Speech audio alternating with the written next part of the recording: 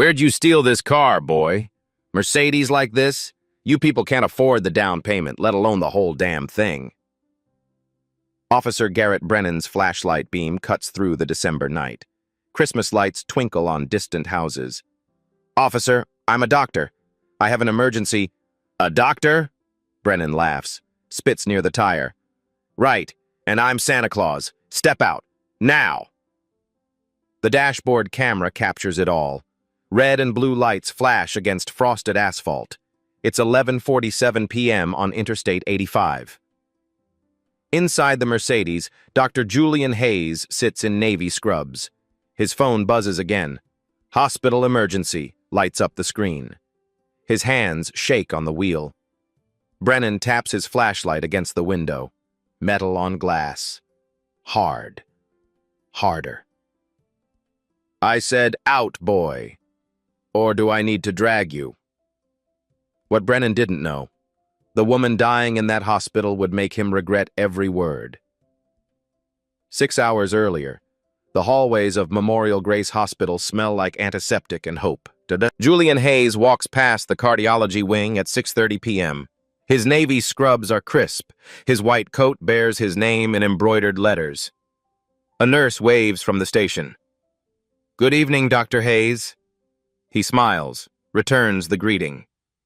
His footsteps echo against polished floors. In the cardiac ICU, a family waits. The mother clutches a tissue. Their daughter, 23, recovering from emergency valve replacement, sleeps peacefully behind the glass. Dr. Hayes, thank you for saving our girl. Julian shakes the father's hand. She's strong. She'll make a full recovery. This is the part of medicine that textbooks don't teach. The gratitude, the tears, the relieved embraces. He's been doing this for 18 years. Harvard Medical School class of 2007. Chief of Cardiovascular Surgery since 2019. Over 2,000 successful surgeries. His hands have restarted hearts that had given up. The residents trail behind him during evening rounds. Dr. Sarah Kim asks about the patient's ejection fraction. Julian explains patiently. Uses his hands to demonstrate blood flow through damaged valves. Think of it like plumbing. Find the leak, fix the leak, restore the flow. They laugh, take notes. The hospital administrator catches him near the elevators. Julian, that transplant case last month, Medical Journal of Cardiology wants to feature it. Tell them I'll review the draft this weekend. Julian doesn't do it for recognition. He does it because a 14-year-old boy in Baltimore once told him, I've never seen a black doctor before. He does it because representation matters. At 7:15 p.m., he changes in the physician's locker room. Trades scrubs for jeans and a sweater. December in Atlanta means unpredictable weather. Tonight, it's cold. Christmas is 8 days away. His phone shows texts from his wife, Sarah. Emma wants help with her science project. Marcus is asking about the Falcons game. He types back, home in 20 minutes. His Mercedes sits in the physician's parking lot. Level 3, spot 47, reserved. His medical bag sits in the trunk, always packed. Stethoscope, emergency medications, sterile gloves. The hospital ID badge hangs from his rearview mirror. Memorial Grace Hospital, Chief of Cardiovascular Surgery, Dr. Julian Hayes, MD, fax. Home is a brick colonial in Buckhead. Sarah designed it. She's an architect with an eye for clean lines. The Christmas tree glows in the front window. White lights, silver ornaments. Emma meets him at the door. 12 years old, braids, bright smile. Dad, look at my volcano model! Marcus runs from the kitchen, 9 years old, wearing a Falcons jersey. Did you see the game? They eat dinner together. Spaghetti with garlic bread. Emma talks about science class. Marcus debates quarterbacks. Sarah tells a story about a difficult client. Julian listens, laughs, helps with homework, reviews Emma's presentation. At 10:45 p.m., he reads Marcus a chapter from Percy Jackson. The boy's eyes droop. Julian kisses his forehead. He's in bed by 11:15 p.m. Sarah curls against him. "You're on call tonight?"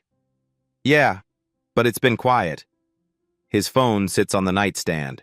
Ringer on. Volume high.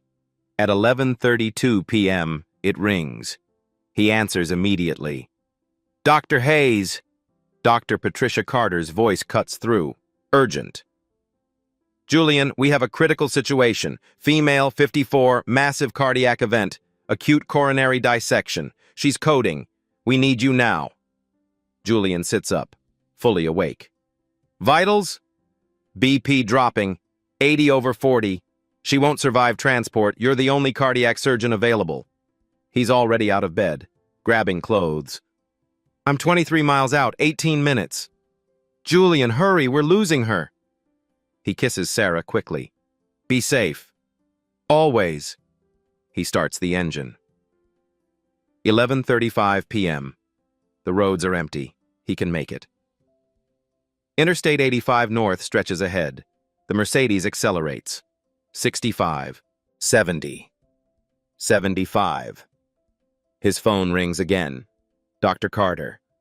"Julian, she's crashing. We're manually resuscitating. Where are you?" 15 minutes out. She doesn't have 15 minutes. He presses the accelerator. 81 miles per hour. Christmas lights blink from distant houses. His mind runs through the procedure. Coronary dissection. A tear in the artery wall. Life-threatening. Requires immediate surgical repair. Every minute counts. The GPS shows 12 more miles to the hospital exit.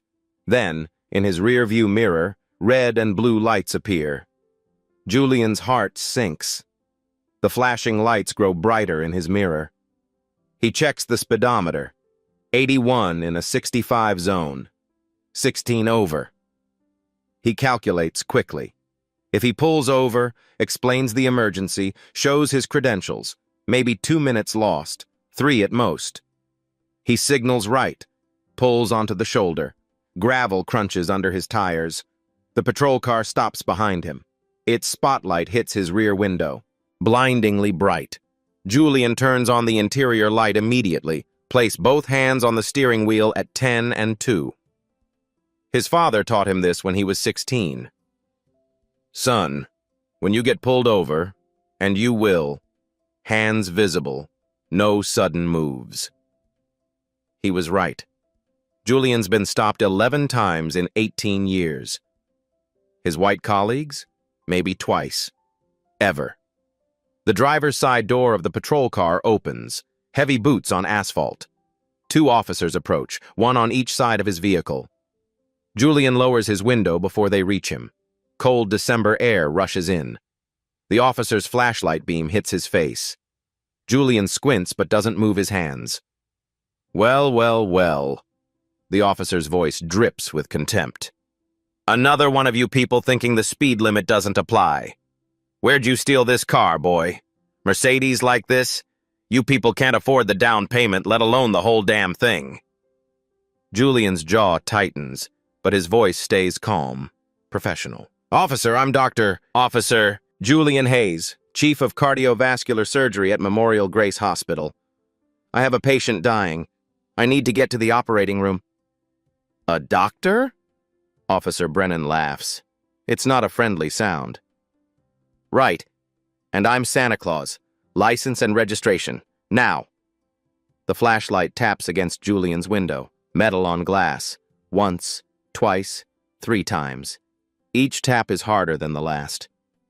Julian reaches slowly for his glove compartment. "I'm reaching for my registration, officer." "I can see what you're doing. Hurry up." Julian retrieves his documents. His hands are steady despite the adrenaline. He hands over his driver's license and registration. Both are legitimate, both clearly showing his name, his address in Buckhead, his clean record. Brennan examines them with his flashlight. "Julian Alexander Hayes. Buckhead address. Sure. He looks up. Studies Julian's face with open suspicion. "How'd you afford Buckhead? Drug money? Rap career?" "I'm a cardiovascular surgeon. I earn my living saving lives. Julian points to his hospital ID badge hanging from the rearview mirror. The laminated card clearly shows his photo, his credentials, his position. Chief of Cardiovascular Surgery, Security Clearance, Level 5. Brennan ignores it. Anyone can buy a fake badge on the internet. Julian's phone buzzes on the passenger seat. The screen lights up. Dr. Carter, hospital emergency. Officer, that's my surgical team. I need to answer. You don't touch that phone. You don't move unless I tell you to move. The second officer, a woman, younger, blonde, leans down to look through the passenger window. Her nameplate reads Walsh. She spots the stethoscope on the passenger seat, the medical textbooks, the hospital parking pass. Garrett, she says quietly. His credentials look legitimate. Brennan shoots her a look. I'll determine what's legitimate, Rita. Stay in your lane.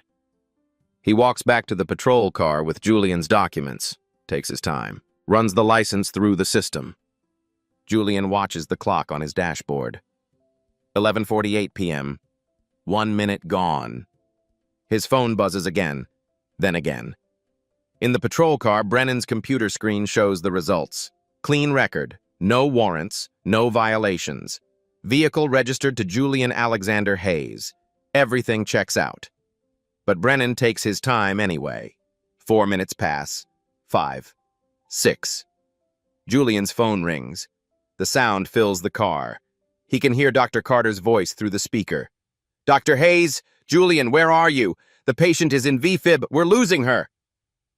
Through the windshield, Julian watches Brennan finally exit the patrol car.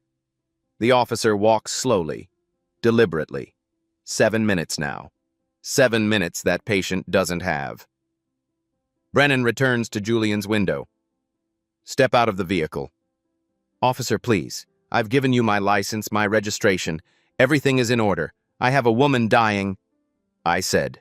Or do I need to remove you? Officer Walsh positions herself at the passenger door. Her hand rests on her weapon. Julian unbuckles slowly, opens the door, steps out onto the cold shoulder of Interstate 85. He's 6'1". Brennan is maybe 5'10", but the gun and badge shift the power dynamic entirely. Hands where I can see them. Julian raises his hands. He's wearing jeans, a pullover sweater, and his navy hospital scrubs underneath. The scrub pants are visible below his jeans. Brennan's flashlight travels up and down Julian's body. What are you really, boy? Drug dealer? Pimp? You dress like a janitor and drive a Mercedes. That doesn't add up. I'm a surgeon. I was at home when I got called in. I didn't have time to change completely. Sure. Brennan steps closer. Too close. Let me tell you what I think. I think you stole this car. I think those credentials are fake. I think you're running drugs in that fancy trunk. Officer Brennan. Julian reads the nameplate now. Please call the hospital. Memorial Grace, extension 4247. Ask for Dr. Patricia Carter. She will verify everything. Oh, now you're begging. You should have thought about that before you decided to speed. A car passes on the interstate, slows down. The driver, a middle-aged white man in a suit, pulls over 50 yards ahead. He gets out with his phone. Officer, this seems excessive, the man calls out. I'm recording this. Brennan's head snaps toward him. This is police business. Move along or I'll arrest you for obstruction. The man hesitates. I'm just observing, that's my right. Get back in your car, now. The lawyer slowly returns to his vehicle, but he doesn't leave. He stays parked, phone pointed toward the scene. Brennan turns back to Julian, even angrier now. You see what you caused? You people always make a scene. Julian's phone rings again in his car. The sound carries in the cold night air.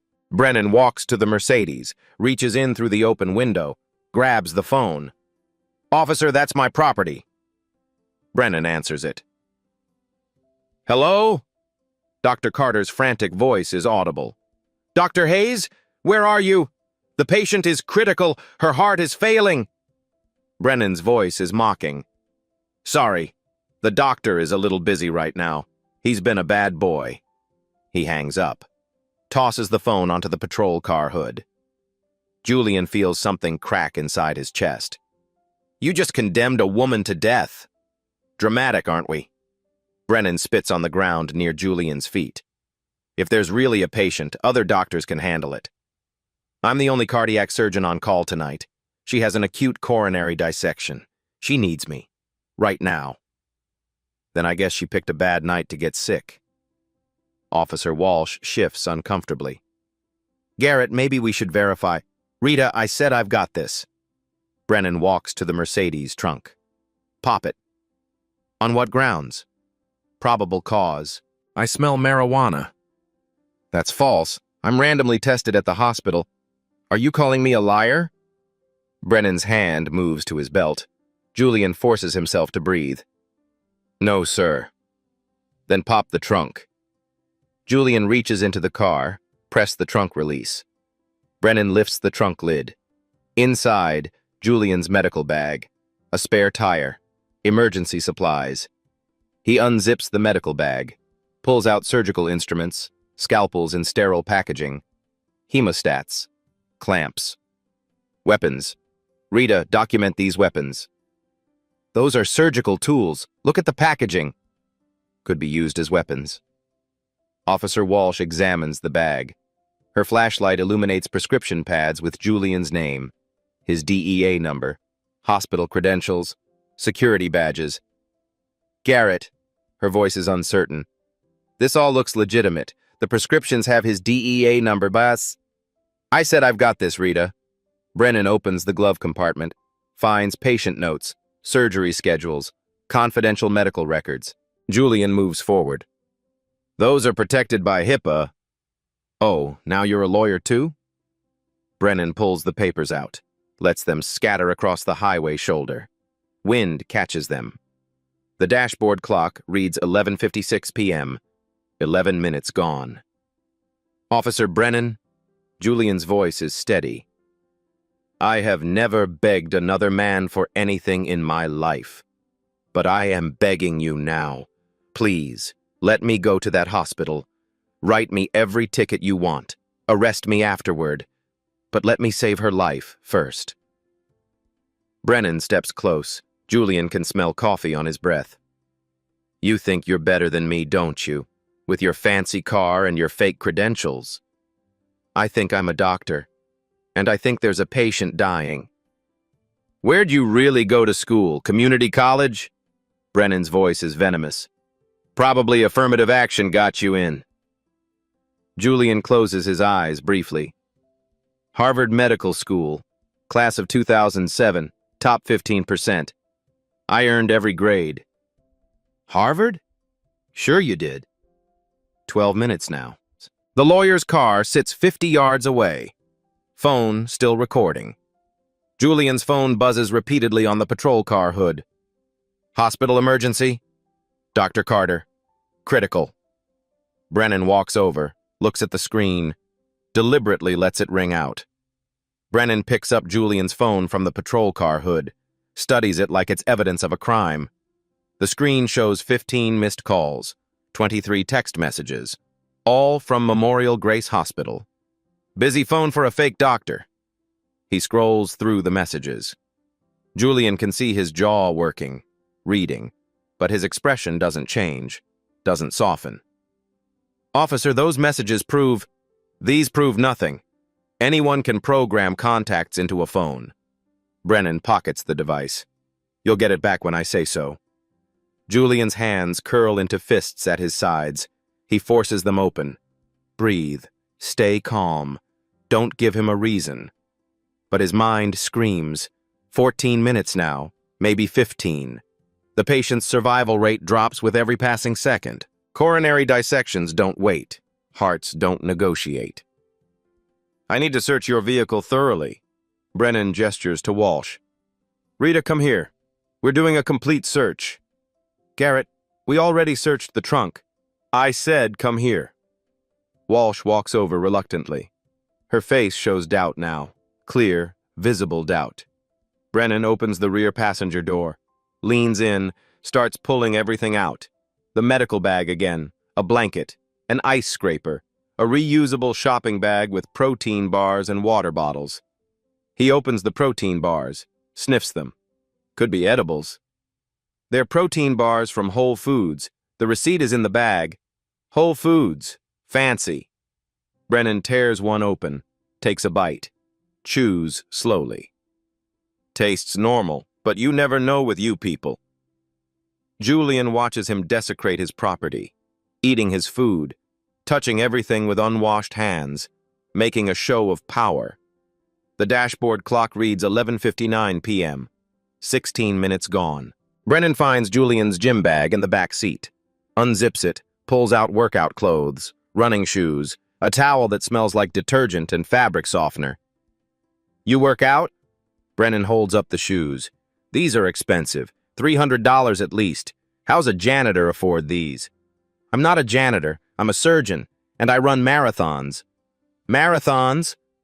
Brennan drops the shoes on the ground, steps on them, grinds his heel. Mud and gravel stick to the white mesh. Oops, Walsh speaks up. Garrett, that's destruction of property. It's called a thorough search, Rita. Maybe if you'd been on the job longer, you'd understand. She falls silent, but her hand trembles slightly near her radio. Brennan moves to the front seat now, opens the center console, finds registration papers, insurance documents, more hospital credentials, a photo of Julian's family, Sarah, Emma, Marcus, all smiling at the beach. He holds up the photo. Nice family. They know you're out here lying to cops? They know I'm trying to save a life. Sure they do. Brennan tosses the photo back. It lands face down on the passenger seat. He opens the sun visor. Nothing falls out. He checks under the seats, feels along the door panels. He's searching for something, anything, to justify this stop. But there's nothing, because Julian is exactly who he says he is. The clock reads 12:02 a.m., 19 minutes now. Julian's chest feels tight, not from fear, from helplessness, from watching time slip away while a woman dies because of the color of his skin. Officer Brennan, please. His voice cracks slightly. He hates himself for it. Every minute we stand here, that patient gets closer to death. Her family is waiting. They don't know if she'll survive. I'm the only one who can help her. Then you should have left earlier. Should have driven the speed limit. I was called in emergently. 16 miles over the limit in an empty highway to save a life. The law is the law. Doesn't matter why you broke it. Brennan slams the car door. Unless you think you're above the law? Is that it? You think because you claim to be a doctor, rules don't apply? I think context matters. I think humanity matters. Humanity? Brennan laughs, cold, sharp. You people always play that card, always looking for special treatment. Walsh steps forward. Garrett, I think we should... Shut up, Rita. Brennan doesn't even look at her. One more word and you're written up for insubordination.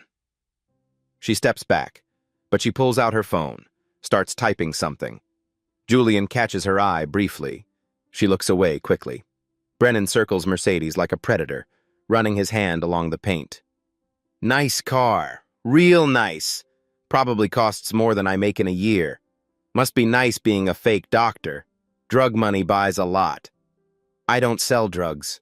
I don't use drugs. I save lives. Julian's voice rises despite himself. I perform open-heart surgery. I've done over 2,000 procedures. I've restarted hearts that stopped beating. I've given fathers back to daughters, mothers back to sons. Big talk for someone on the side of the road. Big talk? A woman is dying. Her name is... Julian stops. He doesn't know her name yet. He never made it to the hospital to get the full chart. Her name doesn't matter. What matters is she's a human being. She has a family. She deserves to live. Everyone deserves to live. Doesn't mean you get to break the law. 21 minutes now. 22. Julian thinks about Margaret Shaw's heart, the dissection spreading, the artery wall tearing further with each heartbeat, the blood pressure dropping, the oxygen failing to reach her brain, her organs, her extremities. He thinks about Dr. Carter and the ER team manually compressing her chest, shocking her heart when it stops, injecting medications that buy minutes, not hours. He thinks about the family in the waiting room, probably holding hands, probably praying. Officer Brennan. Julian's voice is quiet now, defeated. What do you want from me? What can I do to make you believe me? Want to know what I want? Brennan steps close again, invades Julian's space. I want you to admit you're lying. I want you to tell me where you really got this car. I want you to show me some respect. I've shown you nothing but respect. No, you've shown me attitude. You've shown me entitlement. Brennan pokes Julian's chest with one finger. Hard. You think you're better than me. Julian doesn't move, doesn't react. I don't think I'm better than anyone. I think I'm late. I think a patient needs me. Brennan pokes him again. Harder. Say you're sorry. For what? For speeding, for wasting my time, for lying to me. I'm sorry for speeding, but I'm not lying. Say you're lying. Julian's jaw sets. I won't lie to make you feel powerful. The poke becomes a shove, two-handed, against Julian's shoulders. Julian stumbles backward, catches himself. His medical training kicks in. Don't fall. Don't give him a reason to escalate. Don't let this become violent. Garrett! Walsh's voice is sharp now. That's assault. He was advancing on me. You saw it, right, Rita? He was being aggressive. Walsh's face goes pale. She looks at Julian, looks at Brennan. I saw... You saw him advance, right? She doesn't answer. The lawyer 50 yards away is still recording. His phone camera captures everything. The shove. Walsh's hesitation. Julian standing there with his hands raised, clearly not threatening anyone. Brennan notices the lawyer. His face reddens. I told you to leave! He storms toward the lawyer's car. The man sees him coming, starts his engine, peels out. Tires screech. He's gone in seconds. But the footage isn't. That video is already uploaded, already saved, already evidence. Brennan returns even angrier. You see what you caused? Now I've got some concerned citizens thinking he knows my job. I didn't cause anything. I'm just trying to get to work. Work? Work? Brennan's voice rises. Spittle flies. You don't work.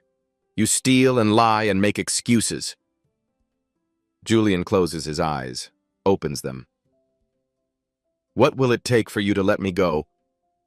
I already told you, get on your knees. The words hang in the December air, heavy, ugly. Excuse me? You said you were begging, so beg properly, on your knees. Walsh takes a step forward. Garrett, no, this has gone too far.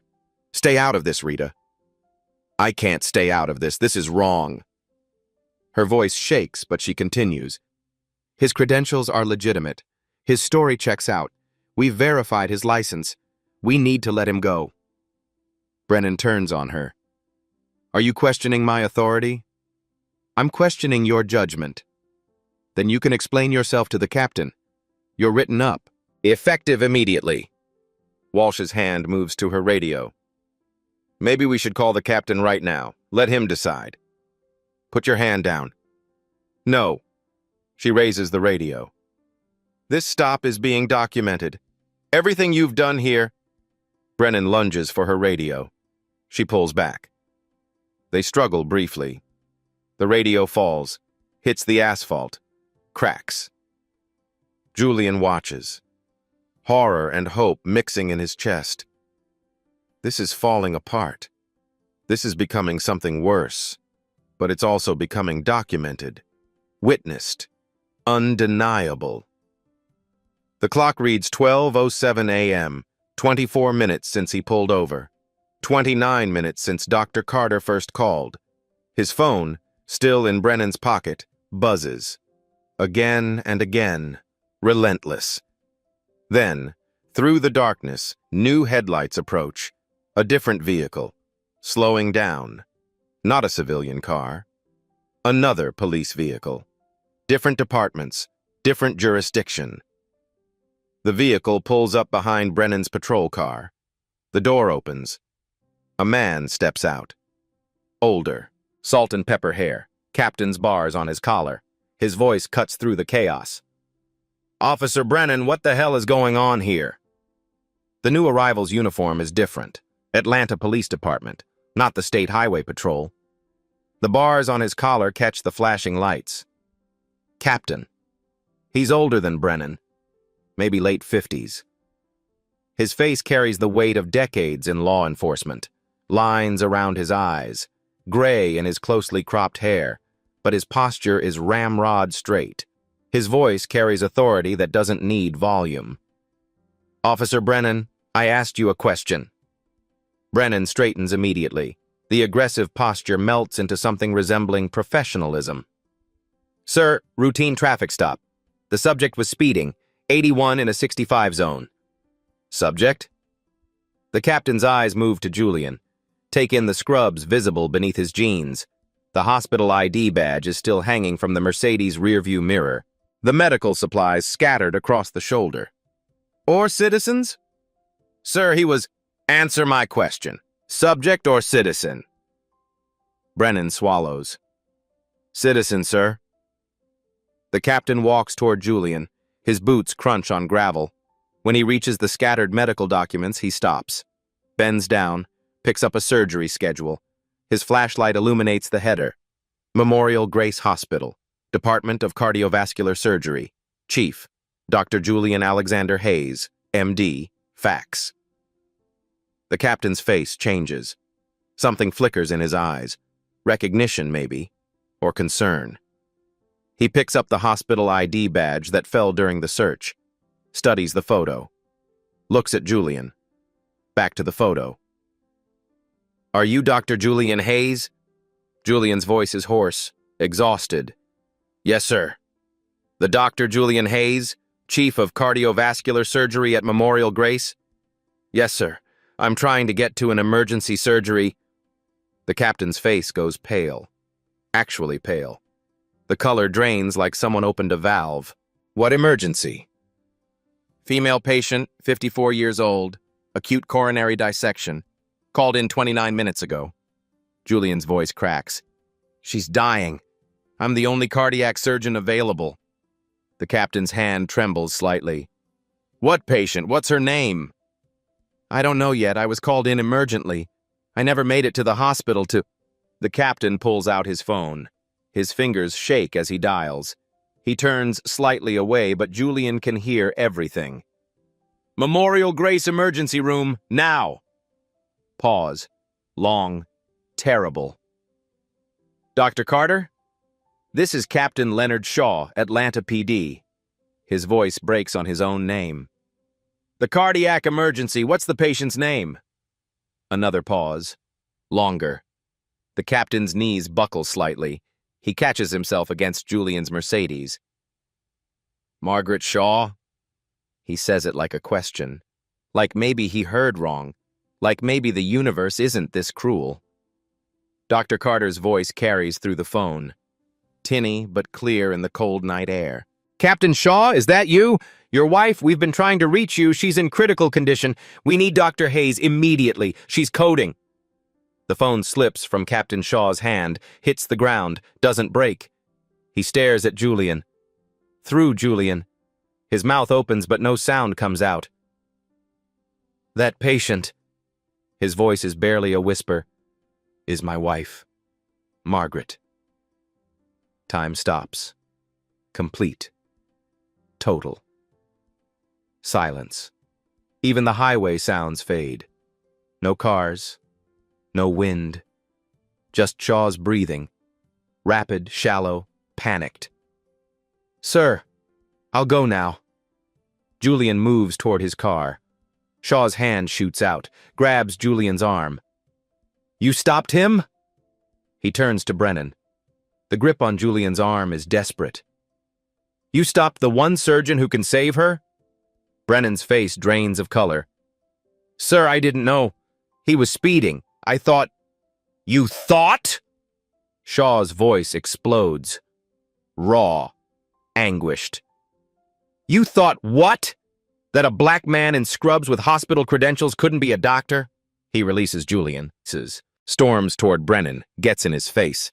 My wife is dying. She's been dying for 30 minutes while you played power games. Captain Shaw, sir, I was following protocol. Protocol?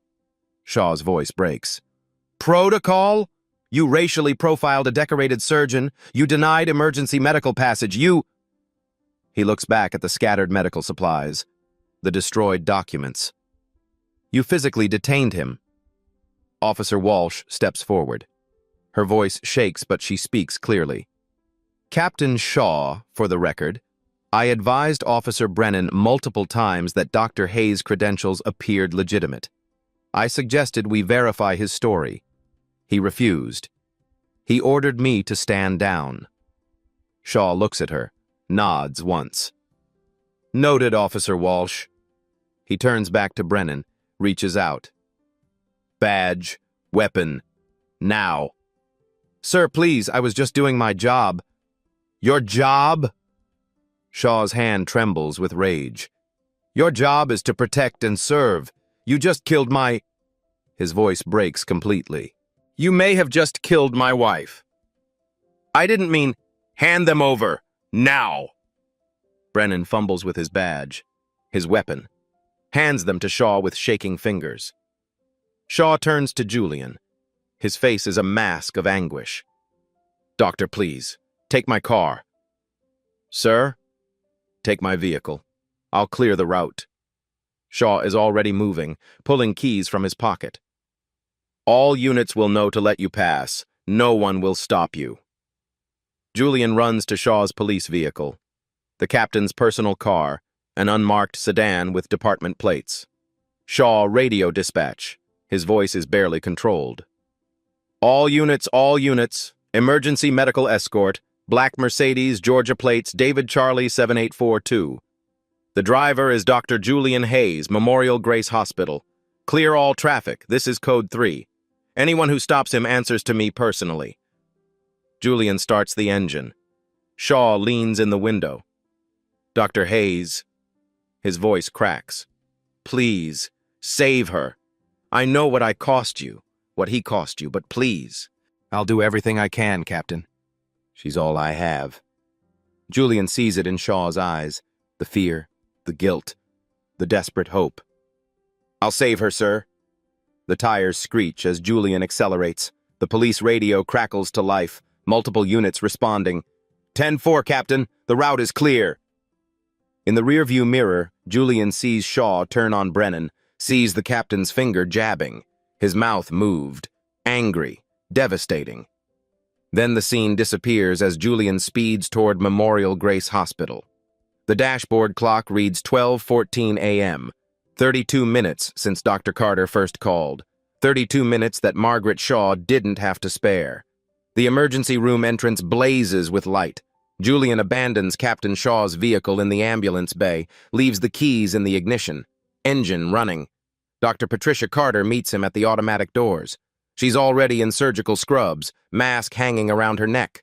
Her face shows the strain of the last 32 minutes. Julian, thank God, she's in the OR. We've been manually resuscitating. She coded 3 times.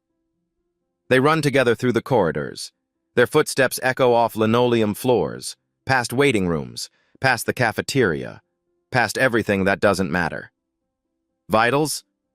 Blood pressure 70/30, heart rate irregular. We've got her on maximum pressors, but she's failing, Julian. Fast. They reach the surgical wing. Julian pushes through the scrub room doors, turns on the water. Hot, sterile.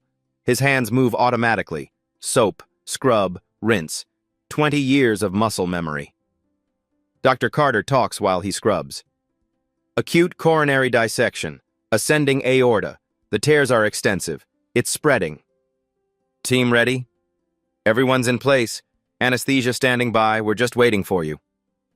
Julian dries his hands, backs through the OR doors. A nurse helps him into his surgical gown. Gloves, mask, cap. The operating room is controlled chaos. Monitors beeping, machines humming. 6 people moving with precision. On the table lies Margaret Shaw, intubated, lines running from both arms. Her chest was already prepped and draped. Julian steps to the table, looks at the monitors. His trained eye reads everything instantly. She's dying, right now, in front of him. Scalpel. The nurse places it in his hand. Cool, familiar, an extension of his will. Starting now, monitor her closely. He makes the first incision. Clean, confident, no hesitation. The surgery takes 2 hours and 47 minutes. Every second is a battle. Margaret Shaw's heart stops twice more. Julian shocks it back, commands the room like a general, calm, precise, unwavering. Clamp here, suction, I need better visualization. BP dropping. Increase the pressors. Give me 2 more units. Heart rate's erratic. I see it. Almost there. Hold steady. His hands work inside her chest cavity, repairing the tear in her aorta, suturing tissue that's tearing itself apart. Fighting against time and biology in the 32 minutes she spent dying while he was detained on a highway. At 2:47 a.m., he steps back. Close her up. She's stable. The anesthesiologist confirms. Vitals are holding. BP 90/60. Heart rhythm regularly. Julian strips off his gloves, his gown, walks out of the OR into the scrub room, sits down on the bench. His hands shake now. Only now, when it's over, when the adrenaline finally releases its grip. Dr. Carter joins him, sits beside him. You did it, Julian.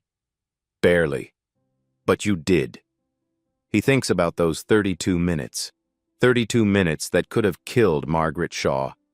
32 minutes of racial profiling, of power games, of one man's prejudice almost costing a woman her life. Patricia, she's going to make it? Full recovery, thanks to you. Dr. Carter touches his shoulder. Captain Shaw is in the waiting room. He's been there since you arrived. Julian stands. His scrubs are stained with blood. Margaret Shaw's blood. He didn't have time to think about that during surgery. He thinks about it now. He walks to the waiting room. His footsteps are heavy, exhausted. Captain Shaw sits in a plastic chair, his face in his hands, his uniform wrinkled. He looks like he's aged 10 years in 3 hours. When he sees Julian, he stands immediately. His eyes are red, wet. Doctor? Julian stops a few feet away. Your wife is alive. The surgery was successful. She'll recover fully. Shaw's knees buckle. He collapses back into the chair, sobs openly. Doesn't try to hide it. Thank God. Thank you. Thank you. Julian sits down beside him, exhaustion settling into his bones. They sit in silence for a long moment. The waiting room is empty except for them. Fluorescent lights hum overhead. A coffee machine gurgles in the corner. Captain Shaw, your wife was fortunate. We reached her in time, but barely. Shaw looks at him. Because of me. Because of my officer. Because of prejudice. Julian's voice is quiet, not angry, just honest. I'm pulled over 6 times more often than my white colleagues. I'm questioned in hospital corridors despite wearing credentials. I've had parents request different surgeons when they see my face. He pauses. Tonight, I encountered Officer Brennan's racism. But I encounter racism regularly. The difference? Tonight, a life hung in the balance. Shaw wipes his eyes. Dr. Hayes, I promise you, Brennan will face full accountability.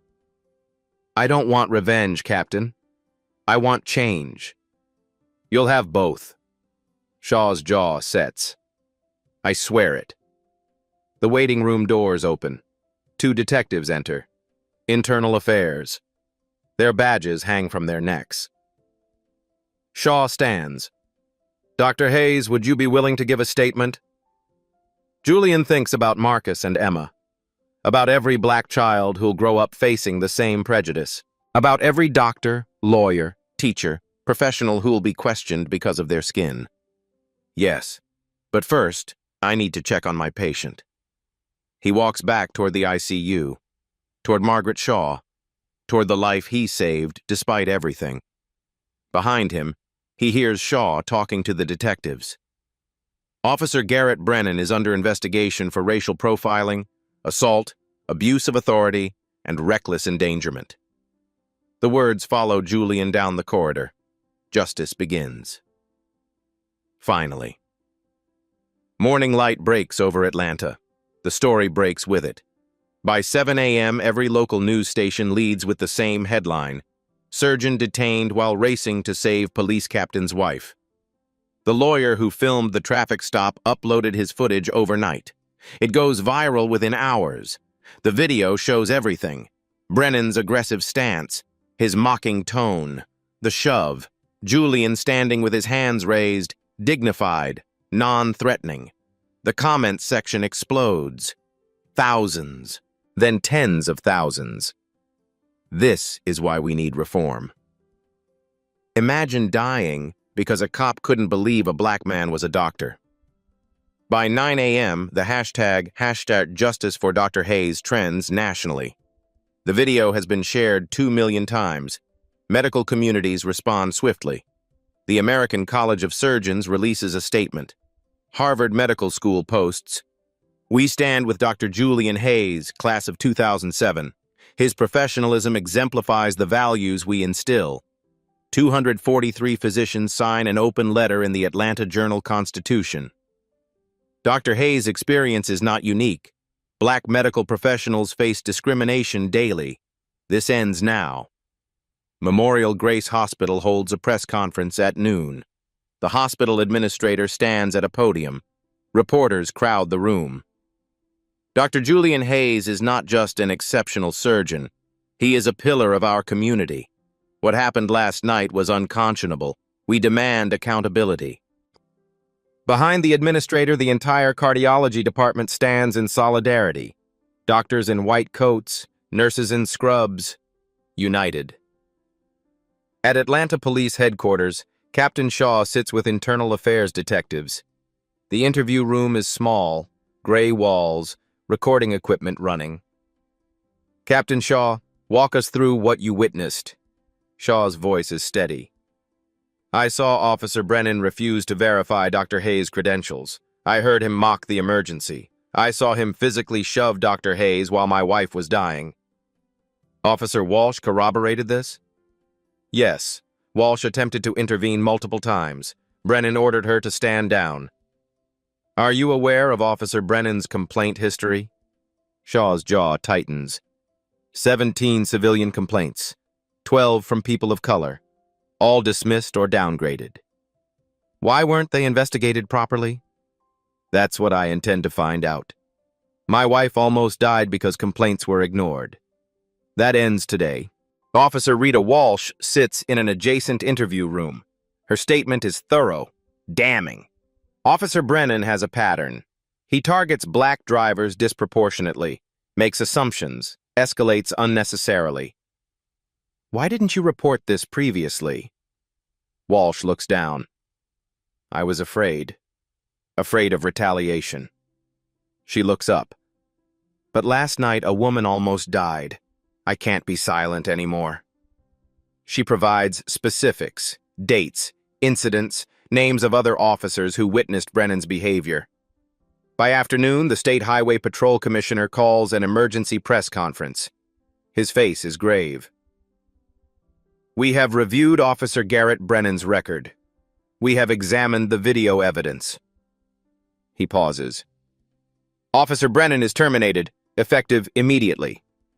Reporters shout questions. Will there be criminal charges? The district attorney's office is reviewing the case. The commissioner continues. Additionally, All state highway patrol officers will undergo mandatory implicit bias training. Body cameras will be required on all stops. A civilian oversight board will review complaints. The district attorney appears on courthouse steps at 4 p.m. After reviewing the evidence, my office is filing charges against former Officer Garrett Brennan. Charges include violation of civil rights under federal law, assault and battery, misconduct in office, and reckless endangerment. If convicted, what's the maximum sentence? Up to 10 years in federal prison. Mr. Brennan will never serve in law enforcement again. Garrett Brennan is arrested that evening. The same hands that pushed Dr. Hayes are now handcuffed. Booking photo, fingerprints, orange jumpsuit. The irony is not lost on anyone. Dr. Julian Hayes files a federal civil rights lawsuit 3 days later. ACLU lawyers flank him at the press conference. Julian wears a suit, not scrubs. He looks every inch the accomplished professional he is. I'm not doing this for money. I'm doing this for change. For every black professional who's been questioned, doubted, dismissed. For every life put at risk because someone couldn't see past skin color. The lawsuit demands policy reforms, training programs, accountability measures. Officer Brennan didn't act in a vacuum. He acted in a system that enabled him, protected him. Julian looks directly at cameras. We're suing that system. 3 months later, the trial begins. The federal courthouse in Atlanta is packed. News trucks crowd the parking lot. This case has become a flashpoint. Inside, the prosecution builds their case methodically. Dashboard camera footage plays on screens. The jury watches Brennan's contempt, his aggression, his racism. The lawyer's cell phone video plays next. The shove was captured perfectly. Julian's restraint is obvious. Dr. Hayes takes the stand, sworn in, seated. Dr. Hayes, describe what you felt during that traffic stop. Julian's voice is steady. Powerless.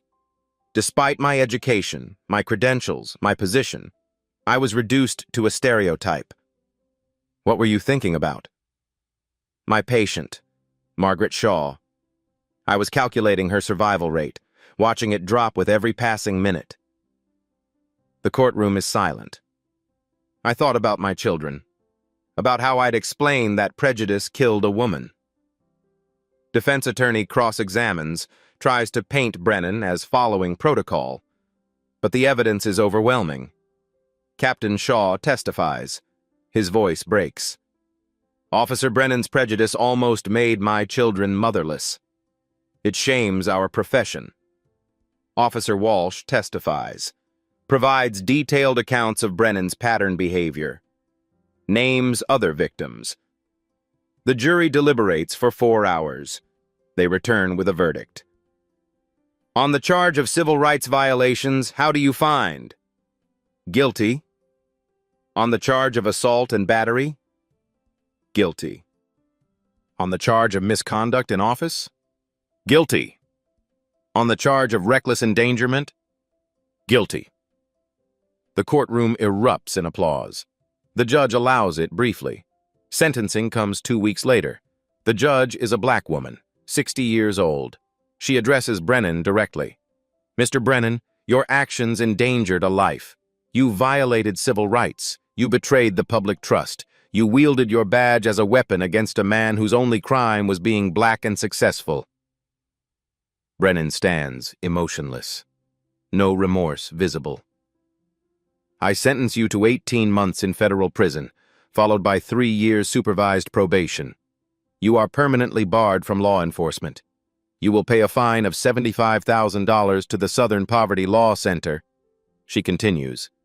Additionally, I am ordering the State Highway Patrol to implement comprehensive reforms, mandatory bias training, body camera requirements, civilian oversight. The gavel falls. Justice served. Julian sits in the gallery, Sarah beside him. Emma and Marcus stayed home, too young for this. But they'll learn about it someday. Outside the courthouse, Julian speaks to reporters one final time.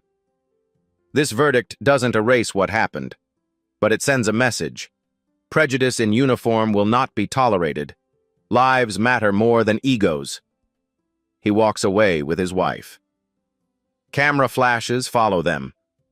But Julian doesn't look back. He's already thinking about tomorrow's surgery. Another life to save. Another chance to prove that excellence transcends prejudice. 6 months later. Memorial Grace Hospital's auditorium is packed. Medical students fill every seat. Residents stand along the walls. This is Grand Rounds, the weekly presentation where senior physicians share complex cases. Today, Dr. Julian Hayes stands at the podium. The screen behind him displays a surgical diagram. Emergency cardiac surgery, the Margaret Shaw case. He walks through the procedure methodically. The coronary dissection, the repair technique, the post-operative care. His voice is calm, professional. The voice of a teacher who's done this 1,000 times. A student raises her hand, young, eager. Dr. Hayes, the chart shows a 32-minute delay before you arrived. How did that impact the surgery? Julian pauses. The auditorium goes quiet. External factors delayed my arrival. The patient's survival rate dropped significantly, but we adapted. We overcame it. That's what surgeons do. He doesn't elaborate. Doesn't need to. Everyone in this room knows the story. After the presentation, Julian returns to his office. The afternoon sun streams through the window. His desk holds the usual clutter: patient files, medical journals, a framed photo of his family. There's a knock on the door. Come in. Margaret Shaw enters. She's 64 now, not 54. Time moved forward, but she's healthy, vibrant, alive. Dr. Hayes, I hope I'm not interrupting. Julian stands, smiles. Mrs. Shaw, never an interruption. How are you feeling? Wonderful, thanks to you. She holds out a basket. Homemade cookies. The scent of chocolate chips fills the office. My grandchildren helped make these. Grandchildren? 3 now. The youngest was born last month. Her eyes shine. I got to hold her, Julian, because you saved my life. They sit together, talk about recovery, about family, about second chances. Margaret's voice drops, becomes serious. I've been speaking at community forums, about what happened that night, about implicit bias, about the cost of prejudice. That's brave of you. It's necessary. My husband, Len, he's changed the entire department. New policies, new training, real accountability. She pauses. But it shouldn't have taken my near death to make it happen. No, it shouldn't have. I want you to know, I'm grateful, not just for the surgery, for your grace, your dignity. You could have been angry, bitter. Julian considers this. I was angry. I am angry. But anger without action is just noise. So I channel it into teaching, into advocacy, into making sure the next Dr. Hayes doesn't face what I faced. Margaret nods, understands. She leaves the cookies and a hug. After she's gone, Julian sits at his desk. Think about that December night, the flashing lights, the cold, powerlessness. He thinks about Brennan, in federal prison now, serving his sentence, learning what it means to be powerless. He thinks about the 43 other officers who were disciplined or terminated after the department-wide audit. The system that protected them finally held them accountable. He thinks about Officer Walsh, still on the force, now training other officers on intervention, on speaking up, on choosing right over easy. He thinks about Captain Shaw, Deputy Chief Shaw now, using his position to dismantle the structures that enabled Brennan. Change is slow, but it's happening. Julian's phone buzzes. A text from Sarah. From, Emma wants to be a doctor. She told her guidance counselor today. She said she wants to be like you. He smiles. Types back. Tell her I'm proud. Tell her she can be anything she wants. He thinks about Emma, about Marcus, about the world they'll inherit. It won't be perfect. Prejudice won't disappear overnight. But it will be better. Because people fought. Because people demanded change. Because one night on a highway became a catalyst. Julian stands, looks out his window at the city. Atlanta spreads below him.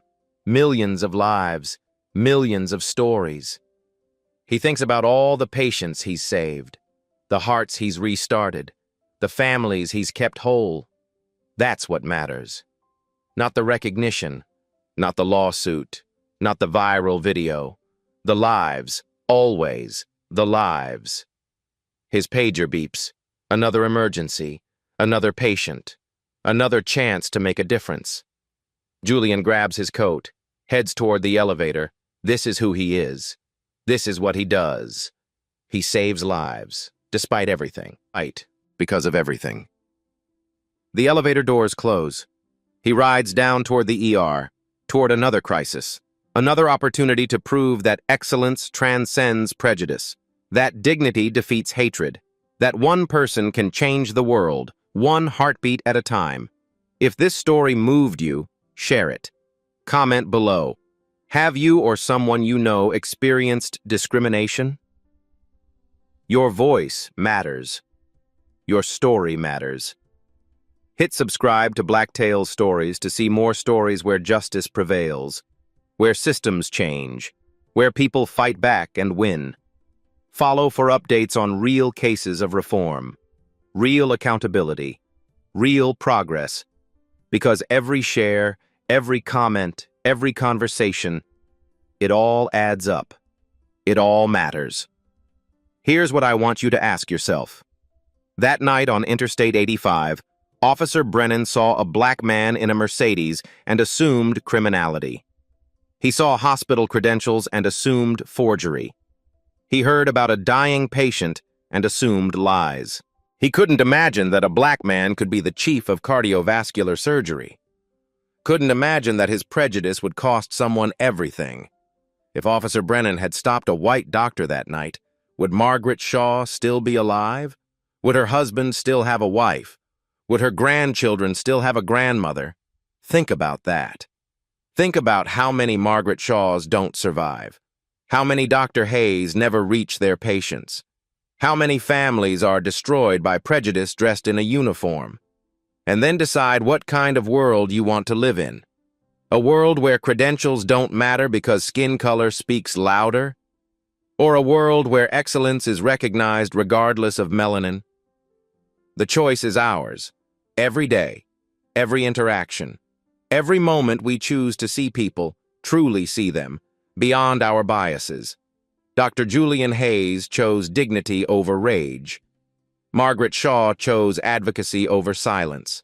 Captain Shaw chose reform over comfort. What will you choose?